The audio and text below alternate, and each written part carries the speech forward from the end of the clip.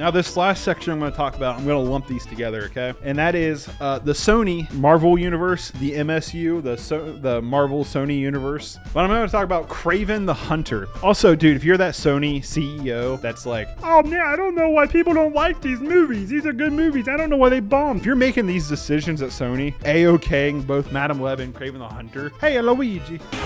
That was a joke, and I just was joking. No, I watched Kraven the Hunter. I tried to go into this one pretty blind and kind of hopeful that'd be kind of fun. Like, I heard some kind of mixed things about it, but not really very much. It's supposed to be like a violent, bloody time, right? I wanted to see it. Went and saw it. Oh, why was I stuck in the theater for that? I should have been at home. I could have been watching Instagram Reels instead. It was awful. Kraven the Hunter was Kraven the Stupid. It was not good. So Kraven the Hunter was really bad. I like Aaron Taylor Johnson. He's the best part of the entire movie. Russell Crowe's not bad either. The Rhino is the worst villain of the year. Maybe one of the worst villains I've ever seen, period. That's like literally what he just does one random scene. You're like, what was that? It just like cuts. You're just like, what was that?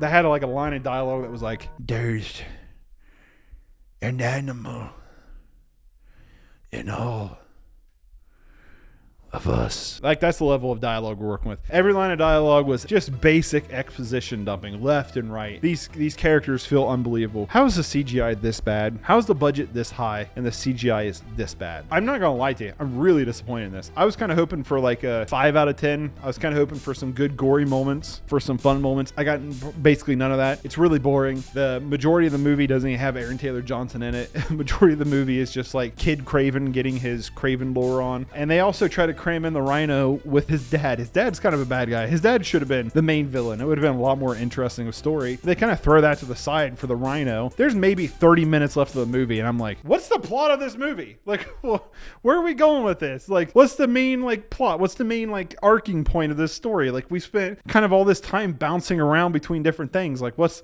the humdrum gonna get this whole thing together so we can get to the climax? What is it gonna be? And then it's Rhino. Kraven, I'm going to give a 3 out of 10 to. I'm kind of just done talking about this movie. It's terrible.